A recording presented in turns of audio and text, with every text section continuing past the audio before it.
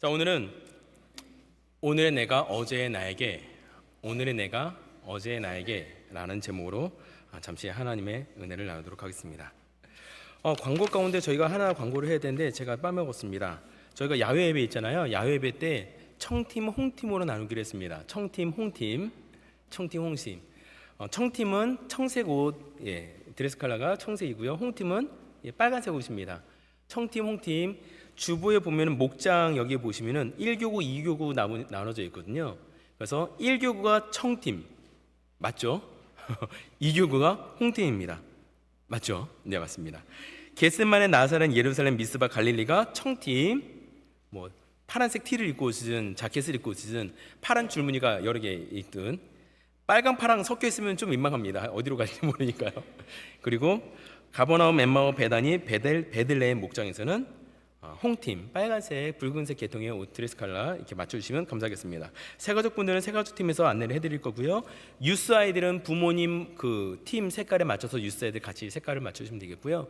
EM 저희 멤버들은 EM 자체적으로 또 청팀, 홍팀 나눠서 드레스 코드를 맞추기로 하였습니다. 자, 1교구는 청팀, 2교구는 홍팀입니다. 방주에는 이제 방주에 목장별로 그 조별로 나눠서 갈 테니까 안내를 드리도록 하겠습니다. 연락을 따로 드리겠습니다. 네, 큰일 날 뻔했네요. 네. 아닙니다. 오셔야 됩니다. 그래서 방주에도 조별로 해서 청팀, 홍팀을 나눌 테니까요. 감사합니다. 큰일 날 뻔했네요. 감사합니다. 자,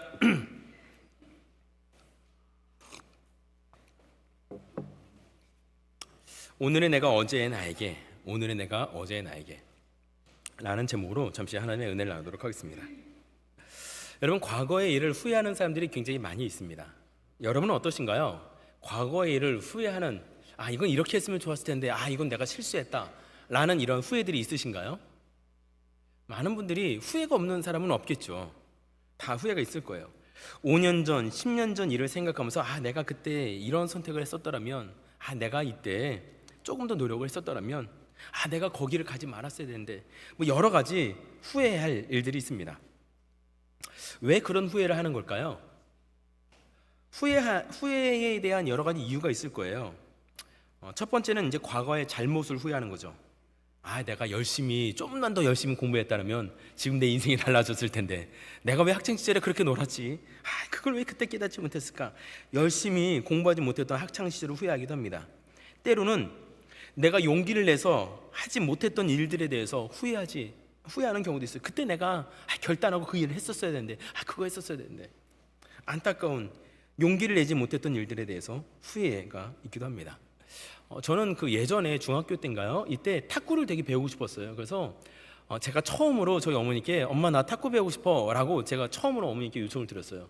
근데 어머니께서 제가 뭐 조그만 거라도 뭐 하고 싶다라고 먼저 이렇게 막 얘기하고 적극적으로 한 적이 없어가지고 제가 딱 이거 하고 싶어라고 정확하게 얘기하니까 어머니께서 정말 기쁘셨던 것 같아요. 그래서 적극적으로 알아봐 주셨습니다. 근데 결국 탁구를 못 배웠어요. 동네가 어쩜 그렇게 낙후됐는지 동네에 탁구장 하나 없었어요.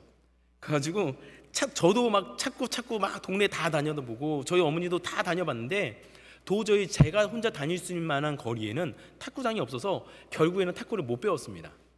그때 탁구를 배웠으면은 제가 조금 더 운동이나 이런 부분에 더 적극적으로 될지 모르겠는데 제가 그때 탁구를 배우지 못해서 아쉬움이 남아요. 하지만 후회는 되지 않아요. 왜냐면은 저는 제가 하고 싶었던 거에 대해서 어머니께 말씀을 드렸고 어머니나 저나 정말 탁구를 배우기 위해서 동네를 다 뒤져봤거든요.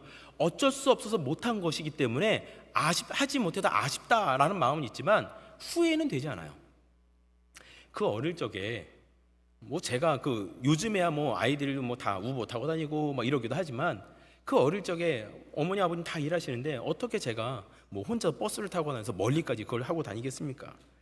제가 할 수 있는 한 정말 최선을 다했고 저희 어머니께서 저를 열심으로 도와주셨기 때문에 그걸 못한 거에 대해서 후회는 되지 않아요. 그냥 좀 아쉽다라는 마음이 있지만 때로는 욕심 때문에 포기하지 못하고 용서하지 못한 일들로 인해서 관계가 틀어지거나 안 좋은 결과들이 나타날 일도 있어서 그런 것들 때문에 후회하는 분들도 있습니다. 내가 잘못한 일들 충분히 할 수 있었음에도 불구하고 나태하고 욕심 아니면 교만 등등 여러 가지 이유로 인해서 실수하고 이루지 못한 일들에 대해서 갖는 후회죠.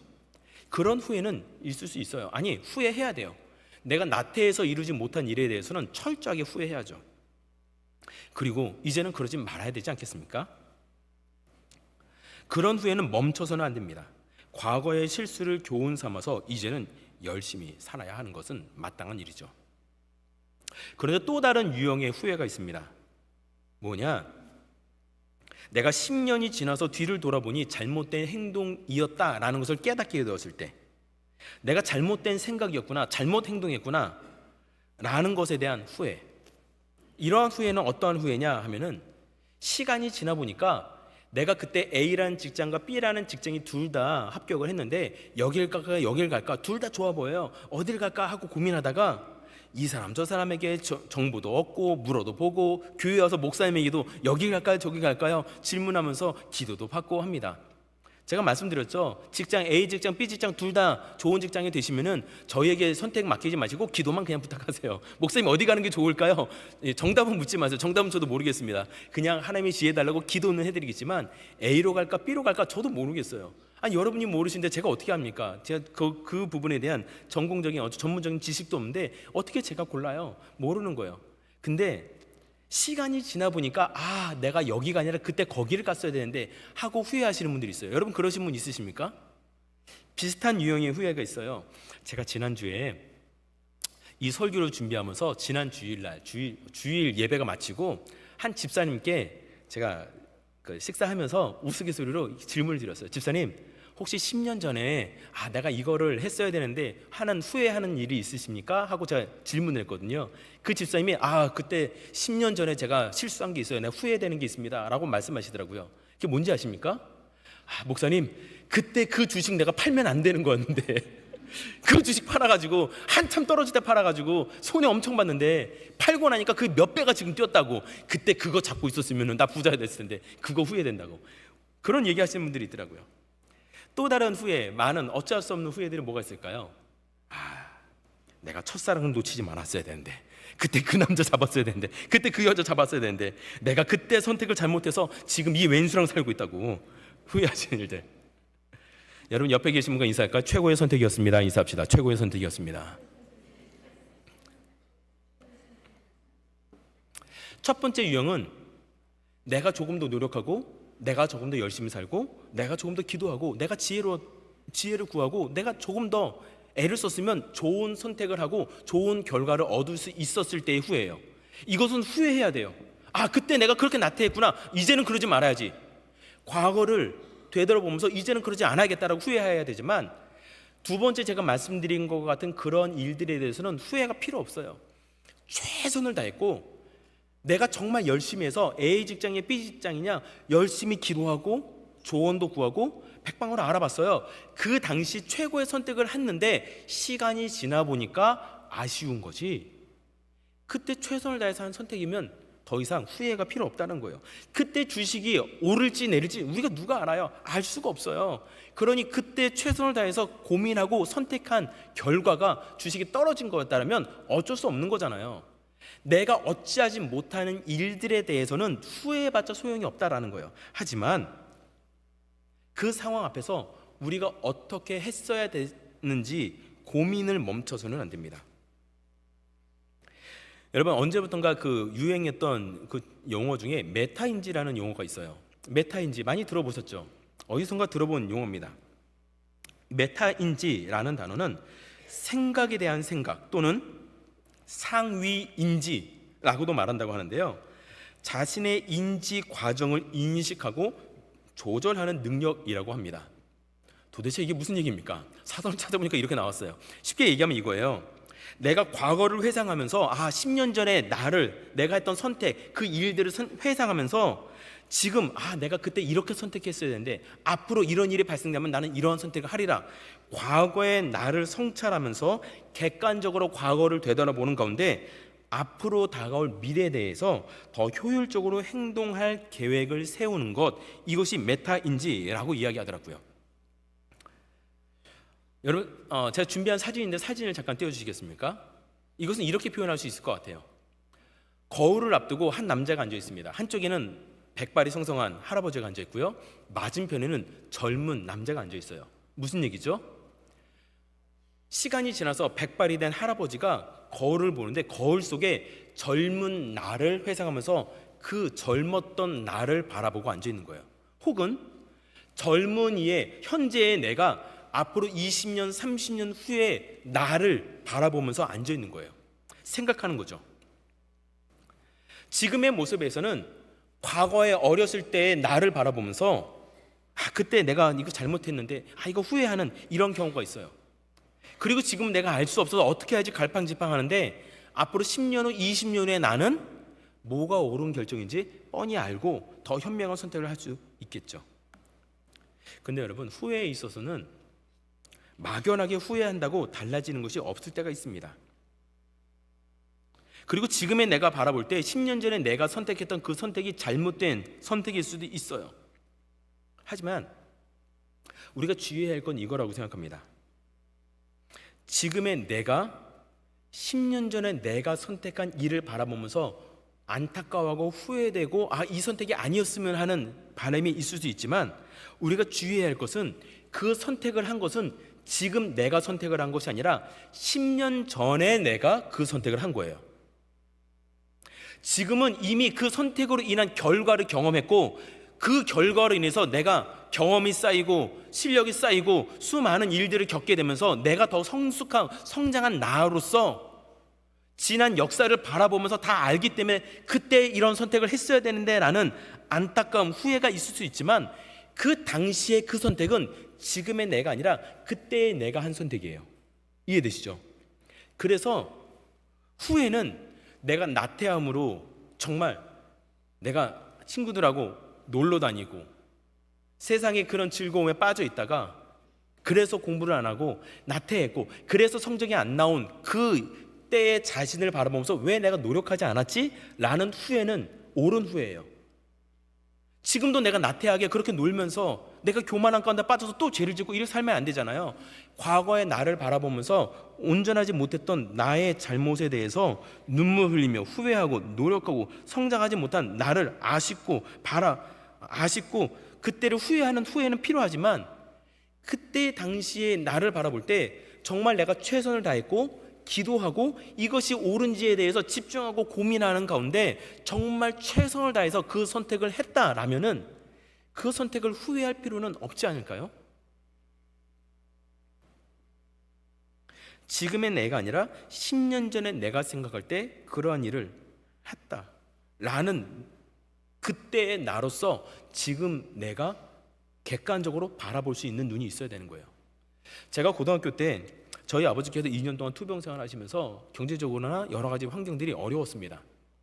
그래서 제가 고등학교 1학년 들어서면서 1년 동안 방황을 했어요. 제가 유도를 배우면서 제가 다니던 그 유도장에 나중에 용인대 유도학과를 가려고 선수단으로 들어가려고 고등학교에서 1년 유급을 스스로 1년 유급을 하고 용인대 유도학과를 못 들어가서 유급을 하고 계속해서 그 다니던 고등학생들이 있었어요.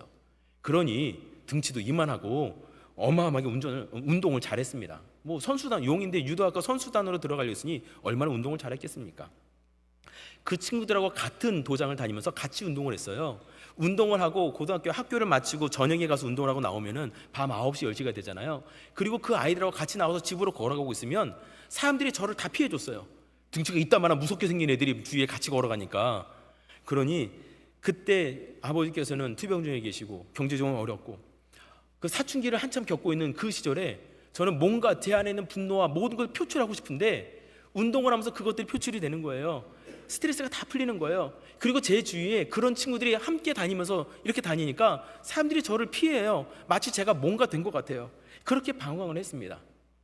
그리고 시간이 지나서 제가 하나님을 만나고 제가 신학을 하겠습니다, 내가 목회자의 길을 걷겠습니다 라고 결단하고 그때 모든 일을 다 청산하고 그때부터 공부에 집중을 했어요. 물론 제가 그렇게 좋은 성적을 거두지 못했어요. 객관적으로 높은 성적을 거뒀다는 게 아니라 그때 제가 유도를 했으니까 체력 하나는 좋았거든요. 그래서 달력을 펴놓고 내가 맘먹고 공부를 해서 이틀을 밤새면서 공부하고 하루는 일찍 자고 이틀 밤새면서 공부하고 이렇게 달력에 동그라미 쳐가면서 제가 그렇게 쭉 공부를 하다 보니까 성적이 계속 올라가더라고요. 정말 열심히 공부했어요. 근데 지금에서야 제가 그때의 모습을 바라보면 후회가 될 수 있죠. 안타깝죠. 저는 지금 안타까움이 있습니다. 내가 그때 올바로 신앙생활하고 열심히 공부하지 못한 것에 대해서 안타까움이 있어요. 하지만 지금 제가 고등학생 때니까 벌써 한 25년, 30년 전이잖아요. 지금의 제가 30년 전에 저를 바라볼 때 후회는 하지 않아요.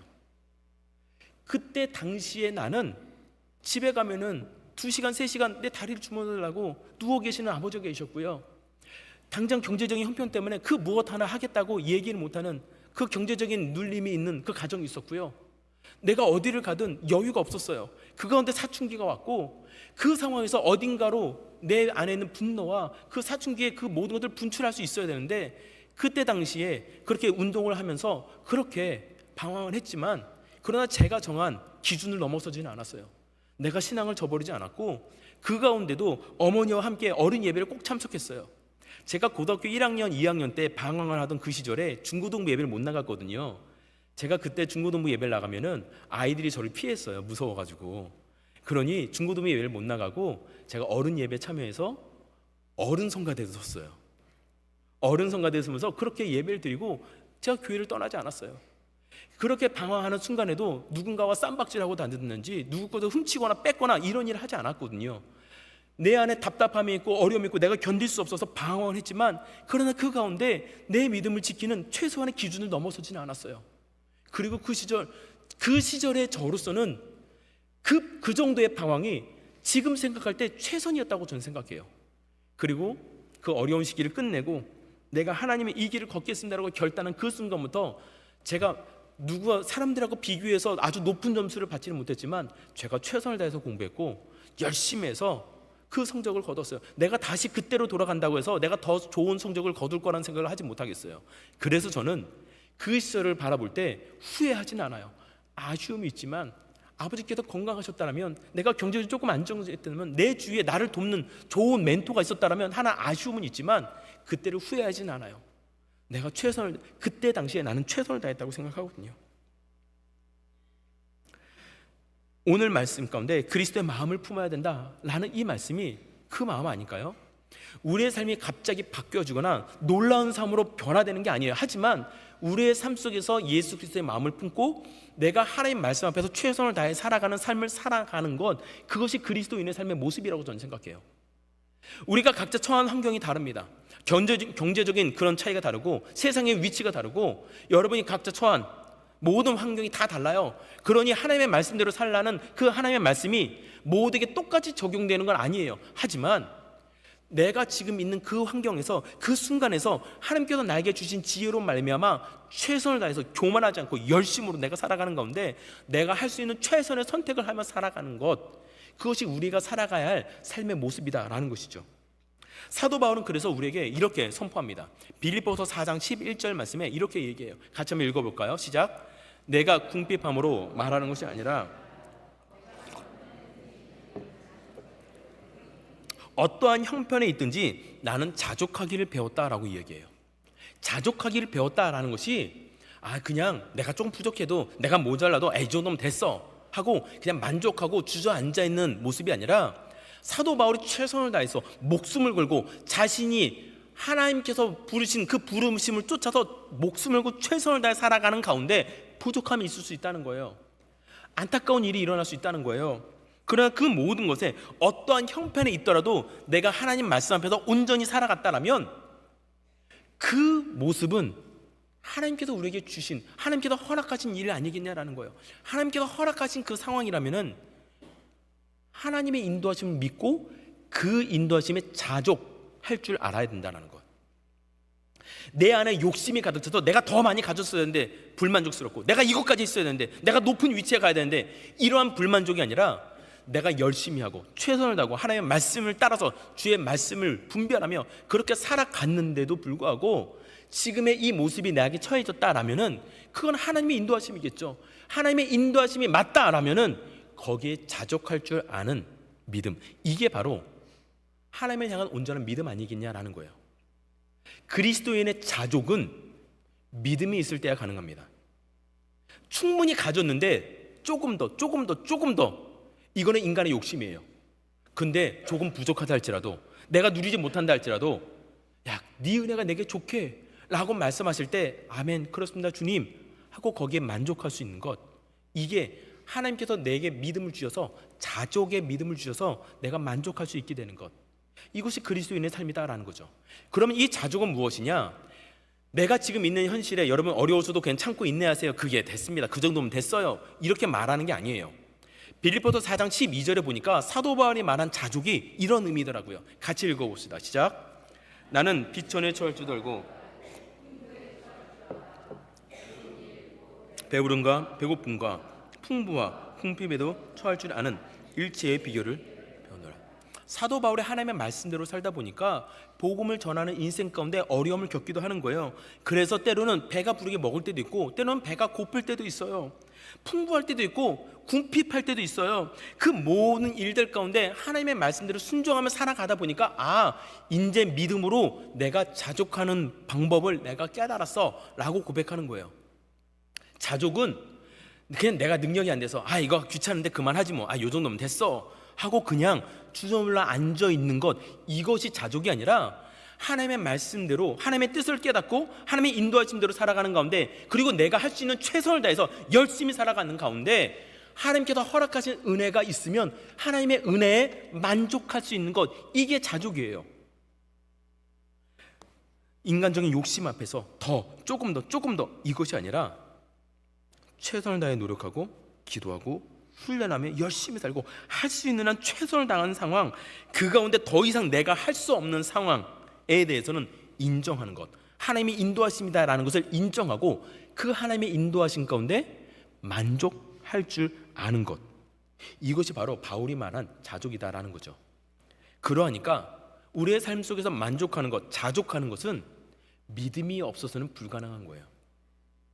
세계적인 부자도 조금 더 갖고 싶어 하는 거예요. 조금 더. 언제까지요?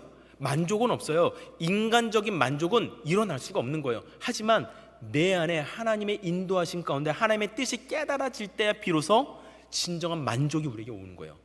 만족, 자족은 믿음으로 일어나는 하나님께서 허락하시는 마음입니다. 오늘 찬양 가운데 성가대에서 오 주여 당신께 감사하리라 찬양했어요. 신뢰하면 그 찬양, 왜 주님께 감사하나요? 내 눈에는 오직 비록 밤이었소. 우리의 삶에 밤이고 어둠이고 아픔이 있을 수 있어요. 그럼에도 불구하고 하나님께 감사하리라고 고백하는 것, 그게 바로 자족이에요. 오늘 말씀하고 딱 맞는 찬양해 주시네요. 우리 성가대가 날로 성령이 충만하신 것 같습니다. 아멘, 할렐루야. 우리의 삶 속에 자족하는 것, 부족해도 그 정도 됐으니까 그냥 만족하고 사시라고, 이게 아니라 최선을 다해서 노력하고 하나님의 뜻을 구하는 가운데 하나님의 은혜가, 이게 내 은혜가 족하다라는 바로 그 순간에 아멘 그렇습니다 주님 내 은혜가 족합니다 라고 만족하고 멈춰 설 수 있는 것. 여러분 혹시 과거를 후회하며 때론 자책하는 분들이 있으시죠? 그때 내가 사랑하는 사람들에게 내가 정말 더 사랑했어야 되는데, 어릴 적 내 자녀에게 더 잘해줬어야 되는데, 스스로 질책하고 계신 분 있으십니까? 제가 플로리다에서 사역할 때 한 장로님께서 이런 말씀을 하시더라고요. 30년 전에 미국에 처음 이민 와서, 그리고 플로리다 땅에 정착하니까 한국 사람이 아무도 없었다는 거예요. 아무도 없는 이 플로리다 땅에 친척도 없이 혼자 플로리다에 정착하였습니다. 그리고 할 일이, 그때 당시에 영어도 잘 못하니까 할 일이 흑인들 대상으로, 스페니시 대상으로 플리마켓에서 일을 하기 시작했다라는 거예요. 근데 플리마켓에서 일을 시작하니까 주 7일 일을 해야 되는 거예요. 주일도 없는 거예요. 그 하루를 빠지면은 어마어마한 벌금을 물어야 되기 때문에 그 플리마켓에서 쉬지 않고 일을 했다라는 거예요. 그때 지금처럼 무슨 온라인 예배가 있었겠습니까? 아무것도 없잖아요. 그러니까 그 힘든 시절에 주 7일 하루 아침부터 저녁까지 그 플리마켓에서 일을 하시면서 자녀를 키워야 되는데, 자녀들에게 내가 잘해주지 못해서 너무나도 한이 된다라고 고백하시는 장로님의 고백을 들었어요. 아침이 되면은 그 부인 권사님하고 함께 그 가게를 열어야 되는데 시간이 없잖아요. 그러니까 부인 권사님이 일부 예배 드리시면 남편 장로님은 가서 가게를 오픈하시고, 아내 권사님이 예배를 마치고 오시면은 바로 불이 났게 남편 장로님께서 그 가게를 맡기고 가서 2부 예배 드리시고, 그때는 집사님이셨죠. 그렇게 시간이 지나면서 이제 플리마켓을 하면서 어느 정도 경제적으로도 안정되게 되고, 딱 지나고 보니까 이미 자녀들이 다 큰 거예요. 각 고등학교를 졸업하고 대학을 졸업하고 이제 직장 생활하고 가정을 이루고 떠나갔습니다. 근데 그때를 생각하면 그 사춘기 시절에 이 그 레이시즘에 그 차별을 당하고 얼마나 힘들었을까 하면서 그때 아이를 살펴주지 못한 것이 너무 안타깝다라고 얘기하시더라고요. 그래서 장로님께서 그 얘기를 하세요. 그때 내가 해줄 수 있는 게 아침부터 저녁까지 일하고 집에 돌아오면 우리 아이들을 바라보면서 몇 마디 나눈 게 단데, 아이들 상담도 못 해주고 학교 생활 지도도 못 해주고 학교에 또 갈 일이 오죽 많습니까? 근데 한 번도 가보지 못했다는 거예요. 말도 통하지 않고 또 일해야 되니까 시간이 없으니까. 그래서 혹시 없다고 동양인이라고 무시받는 건 어쩔 수 없지만, 경제적으로도 혹시 못 산다고 무시당할까 봐 아이에게 해줄 수 있는 최선의 것이 뭐였냐 하니까 그분이 이렇게 얘기했더라고요. 내가 아들에게 해줄 수 있는 것이 나이키 운동화 사주는 것밖에 없었어요, 목사님. 이렇게 얘기했더라고요.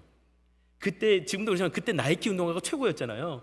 당신이 어렸을 때는 비싸서 신지 못했던 그 운동화, 여기서 내가 돈을 벌면서 아무것도 못 해주지만 그래도 돈 없다고 기죽지 말라고 용돈 주고 그 나이키 운동화 사줘서 내가 제일 좋은 거 아이에게 사주는 것, 이거밖에 할 수 없었다고, 그리고 아이를 위해서 기도밖에 할 수 없었다고 그렇게 얘기하시더라고요.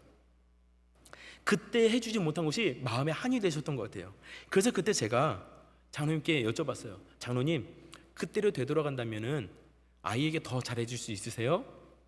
하고 여쭤보니까 그분이 그렇게 얘기하시더라고요. 더 잘해주고 싶지요. 근데 지금이 아니라 그때의 당시로 돌아간다면 아마 더 똑같이 못해줄 것 같아요 라고 얘기하시더라고요. 미국에 정착해서 아무도 돕는 이가 없는 곳에서 먹고 살려고 어떻게든 생존해서 발버둥 치는 그 순간에 자기가 할 수 있는 최선이 열심히 일하고 열심히 돈 벌고 아침에 새벽에 나와서 하나님께 기도하고 아이들을 하나님께 맡기고 그렇게 기도하며 아이에게 직접적으로 내가 해줄 수 있는 게 나이키 운동화밖에 없었다라고, 내가 그때로 간다면 역시 할 수 있는 게 없다라는 거죠. 그때 최선을 다했다라는 거예요. 그래서 말씀을 드렸어요. 장로님, 아쉬움이 남긴 하지만 그때 장로님께서 최선을 다하셨잖아요. 최선을 다하셨잖아요. 훌륭하게 살아오셨잖아요. 장로님 훌륭하십니다. 장로님 수고하셨어요. 그때 하지 못한 장로님 스스로를 용서해 주세요 라고 말씀드렸어요. 우리가 이 미국 땅에 살면서 아쉬움이 많습니다. 어려움을 겪을 때가 많아요. 그래서 자책하고 가슴을 치면 그때 내가 그러지 말았어야 되는데 하고 그렇게 안타까워하는 분들이 많이 있어요. 근데 잘 생각해 보세요. 여러분 정말 최선을 다해서 열심히 사셨죠. 열심히 기도하셨죠. 그 가운데 할 수 있는 최선이었잖아요. 그러면 그때 하지 못한 일에 대해서 가슴을 치며 안타까워하는 여러분 자신을 용서해 주세요. 할 수 있는 최선이었잖아요. 열심히 하셨잖아요. 하나님께 기도도 하셨잖아요. 그래서 그때 당시에 여러분이 하실 수 있는 최고의 선택을 하고 최선의 삶을 살아오셨잖아요. 물론 어려움을 겪을 때도 있고 사고를 당할 때도 있고 사기를 당할 때도 있고 그런 눈물이 눈앞을 가리는 수많은 일들이 있을 수 있지만은 그 순간 최선을 다하셨잖아요. 그러면 그때 최선을 다하신 여러분을 용서해 주세요. 여러분을 감싸 주세요. 오주여 당신께 감사하리라. 비록 어두운 밤을 지나는 그 순간에도 나를 지켜주셨던 하나님의 은혜에 감사하며 살아가는 것, 이게 믿음의 신앙생활 아니겠습니까? 그러니 그때 부족했던 우리를 만족하고 지금 내가 여전히 부족하지만 최선을 다해서 열심히 살아온 지금은 우리의 삶 속에 자족하는 은혜가 있으시길 주님의 이름으로 축원드립니다. 물론 나태함으로, 욕심으로, 여러분의 세상적인 그런 가치관으로 최선을 다하지 않았거나 욕심으로 살아가는 가운데 부족함을 느끼고 있다면 냉정하게 객관적으로 우리의 삶을 되돌아보며 스스로를 책찍질해야죠. 후회해야죠. 열심을 다해서 온 마음을 다해서 여전히 죄 가운데 있는 내 모습이 떠오른다면 그 죄에서 벗어나도록 스스로를 질책하고 책찍질해야 됩니다. 하지만 앞으로는 후회하지 않도록 더 후회하고 더 눈물 흘리고 빨리 돌이켜야 하지만 지금의 나를 10년 후에 내가 바라볼 때, 야, 그 정도면 됐어. 너 정말 최선을 다했어. 너 정말 기도 열심히 했잖아. 말씀대로 살려고 정말 노력했잖아. 최선을 다하고 열심히 노력했어. 10년 후에 내가 지금의 나를 바라보면서 그때서의 너의 최선이었다라고 이야기할 만한 그러한 인생을 산다라면, 그러면 우리는 우리의 삶에서 자족할 수 있어야 됩니다. 그러기에 저는 어떠한 큰 결정이 있을 때 이런 생각을 자주 해요. 10몇 년 전에 처음 미국 이민을 결정했을 때 처음 3년 동안은 저를 미국으로 보내주시겠다라고, 길을 열어주시겠다라고 그렇게 도전해 주실 때마다 저는 한국이 좋습니다, 한국에 있을 거예요 라고 계속 거절했어요. 근데 마지막 하나님께 기도하는 가운데 혹시 내가 그냥 한국이 좋아서 지금 인정받고 살고 있으니까 사역에도 부족함이 없으니까 단지 내가 주저 물러 앉으려고 하는 선택은 아니었을까? 라는 고민 가운데 이런 생각을 해요. 10년 후 내가 지금을 바라봤을 때 정말 만족할 만한 선택일까? 인정할 만한 선택일까? 라는 고민을 합니다. 그 가운데 결정을 하고 미국 땅을 밟게 됐어요. 순간에 여러 가지 고민과 그 결정들이 눈앞에 있을 때마다 정말 중요한 결정 앞에서는 저는 그런 생각을 합니다. 10년 후, 20년 후에 내가 지금을 바라볼 때 옳은 선택이었다라고, 최선의 선택이었다고 그때도 내가 인정할 수 있을까? 혹시 내가 욕심 때문에, 어떤 내가 누군가에게 인정받고 싶은 그러한 인간적인 생각 때문에, 기타 여러 가지, 혹시 내 안에 죄악된 그러한 생각 때문에 이러한 선택을 하는 건 아닐까라고 끊임없이 고민하는 가운데 기도하고 결정을 해요. 10년 후, 20년 후에 내가 아까 그 사진에서 본 것처럼 할아버지가 거울을 바라보면 야, 너 잘 지내고 있지? 힘내. 젊은 자신에게 바라보면서 이야기하는 것처럼 앞으로 20년 후, 30년 후에 내가 지금의 나를 바라보면서 야, 너 괜찮아, 잘했어, 수고했어, 최선이었어, 괜찮아 라고 인정할 만한 그런 선택을 하고 싶어요. 하나님께서 말씀하신다면 그 말씀에 순복하고 자족하고 만족하는 삶, 그것이 우리의 삶이 되어야 하는 것이죠. 그래서 우리의 욕심을 내려놔야 돼요. 내 안에 있는 죄를 내려놔야 돼요. 내 교만을 내려놔야 돼요. 우리의 모든 선택, 모든 결정들, 욕심, 교만, 죄, 내 모든 인간적인 그것들이 우리의 선택을 잘못되게 만들어요. 철저하게 하나님 앞에 서서 기도하고 하나님의 뜻을 분별하고 내 귀를 열면서 내가 할 수 있는 최고의 선택, 온전히 할 수 있는 온전한 선택을 하기 위해서 오늘도 하나님의 인도를 구하며 하나님의 뜻에 순종하며 나가야 됩니다. 그러기 위해서 필요한 게 뭐예요? 예배 잘 드려야 돼요. 어떠한 유명한 강사의 목사가 와서 좋은 설교를 하기 때문에 야, 저 설교 참 탁월하네, 좀 받아 적어야겠다, 이러한 설교가 아니다 할지라도, 부족한 말씀이 부족하다 할지라도, 찬양이 조금 부족하다 할지라도, 예배가 조금 매끄럽게 가지 않는다 할지라도 이 예배를 받으신 분이 하나님이시기 때문에 그분 앞에 바로 서기 위해서 예배 잘 드려야 돼요. 예배에 집중하시기 바랍니다. 여러분, 습관적으로 핸드폰에 집중하시는 분들이 있어요. 습관적으로 다른 것에 집중하는 분들이 있어요. 습관적으로 예배 가운데 집중하지 않고 계속 다른 일들에 집중하는 분들이 있어요. 아니요, 그래서는 안 돼요. 예배에 집중하셔야 돼요. 하나님을 바라봐야 돼요. 기도해야 돼요. 오늘도 나에게 무엇을 말씀하시는지 하나님의 뜻을 분별해야 돼요. 그래서 최선을 다해 살아가는 가운데 하나님께서 나에게 뭘 말씀하시는지를 분별할 수 있는 지혜가 있어야 돼요. 그래서 내가 그렇게 살아간다면 오늘 하루의 삶이 부끄럽지 않은 삶이 되지 않겠습니까?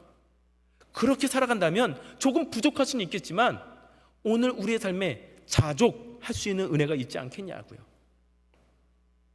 매 순간순간 하나님을 바라보시기 바랍니다. 그래서 예배 잘 드리시고요. 여러분, 매일 성경을 읽으셔야 됩니다. 여러분, 기도하셔야 돼요. 하나님께 기도하지 않는데 어떻게 하나님의 말씀을 분별하고 어떻게 하루의 삶 속에서 중요한 결정을 하며 살겠습니까? 하나님의 인도하심을 받아야 돼요. 말씀 읽고 기도하고 하나님의 뜻을 분별하세요. 어제 또 실수했다 할지라도 오늘 다시 결단하세요. 그래서 또다시 후회하고 그때 이루지 말았어야 되는데 한숨 짓는 인생이 아니라 온전히 하나님의 손에 붙들려서 하나님께 쓰임받으며 하나님의 뜻을 이루는 인생, 10년 후, 20년 후에 내가 지금 나를 바라보면서 야, 그래 박준수, 너 그때 힘들었지?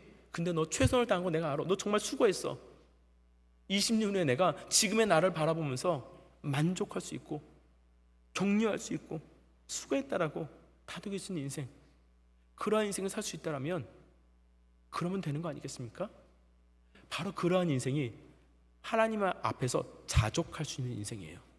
자족은 내 마음대로 살고 내 부족한 가운데 살고 죄 가운데 있으면서 이 정도면 괜찮아 하고 스스로 인정하는 스스로의 자족이 아니라 온전한 믿음 앞에서 하나님 앞에서 나를 인정할 수 있는 삶, 하나님 앞에서의 진정한 만족을 누리는 삶, 그 삶이 바로 우리 그리스도인의 삶. 사도 바울이 선포한 그대로 나는 비천에 처할 줄 알고 풍부에 처할 줄도 알아. 모든 일 곧 배부름과 배고픔과 풍부와 궁핍에도 처할 줄 아는 일체의 비결을 배웠노라. 그러니 나는 어떠한 형편이든지 나는 자족하기를 배웠노라. 라는 진정한 믿음의 삶을 살게 될 수 있을 줄 믿습니다. 오늘 여러분의 삶 속에 믿음으로 자족할 수 있는 삶을 살기 위해서 오늘도 하나님 말씀 붙들고 말씀 안에서 그렇게 부단히 하나님 말씀 따라 살아가는 저와 여러분의 삶이 되시길 주님의 이름으로 축원드립니다.